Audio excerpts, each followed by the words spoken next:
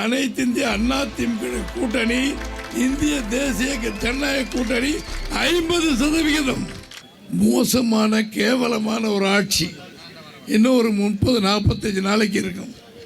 ஓட்டு என்ற அன்னைக்கு, ஓட்டு எண்ணி அடுத்த நாள் தமிழகத்துடைய தலைமை பொறுப்பு ஏற்ற நம்முடைய என்டிஏ கூட்டணியுடைய பொறுப்பேற்றிருக்கிற தலைவர் புரட்சி தமிழர் எடப்பாடியார் அவர்கள் இந்த தமிழகத்தினுடைய முதலமைச்சரை பொறுப்பேற்கின்ற பொழுது அத்தனை பீடையும் அத்தனை சனின்னு தொலைஞ்சு போயிடும்.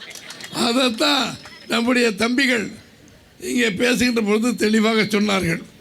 முந்தாள் நடந்த அந்த ஒரு சகோதரி, தூத்துக்குடியில் நடந்த சகோதரியில் சமாதானப்படுத்துறதுக்கு முதலமைச்சர் தங்கை அன்பு சகோதரி கனிமொழி அவர்கள், அப்புறம் இன்னொரு அமைச்சர் கீதா ஜீவன் 2 பேரும் அந்த ஊருக்கு போயிருக்காங்க. தைரியமாக போலீஸ் ஐயாலாம் கூட்டிக்கிட்டு. இவர் நான் மந்திரியாக இருந்தேன். எங்கள் பின்னால் 100 போலீஸ் நிற்பாங்க. இப்போ இங்கே உட்காந்துருக்கேன். நாளைக்கு ஓட்டு என்ன பிடிச்சது அவங்களுக்கு அந்த கதை தான். அதில் அவங்க சமாதானம் பண்ணுறாங்க.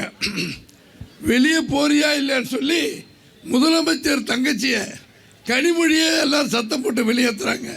அந்த ஊர் கீதா ஜீவனை அந்த அவரையும் வெளியேற்றுறாங்க.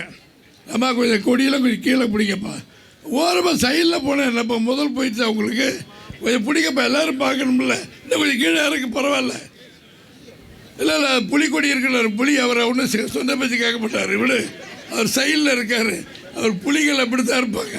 இந்த பாரதிய ஜனதா எங்கே இருப்பா.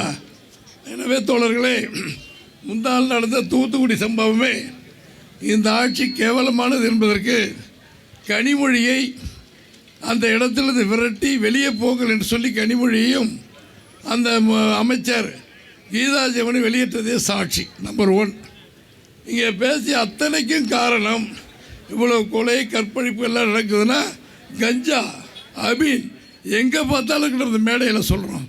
சின்ன பள்ளிக்கூடம் விற்கிற பிள்ளைகளில் கூட இந்த மிட்டாயில் கஞ்சாவை கடத்தி அதில் போட்டு விற்கிறானுங்க. இதில் தான் இது மோசமான ஆட்சி நடந்துக்குன்னு சொல்லி இன்றைக்கி இந்தியாவில் இருக்கிற 82 மாவட்டத்தில் இந்த நிகழ்ச்சியை நம்முடைய கூட்டணி கட்சி தலைவர்களோடு மாண்புமிகு எடப்பாடி அவர்கள் அறிவித்து அழகாக நடந்துக்கிட்டு இருக்கு. இப்போது சென்னையில் எடப்பாடியார் பேசுகிறாரு, நயினார் நாகேந்திரன் அவர்கள் மதுரையில் பேசுகிறாரு, தம்பி பேராசிரியர் சீனிவாசன் திண்டிமாநகரத்தில் முழங்குகிறார். இப்படி ஒவ்வொரு ஊர்லேயும் ஒருத்தர் பேசுகிறாங்க. சென்ற நடந்து முடிந்த நாடாளுமன்ற தேர்தலில் பிஜேபி தனியாக நின்றார்கள், நாங்கள் தனியாக நின்றோம்.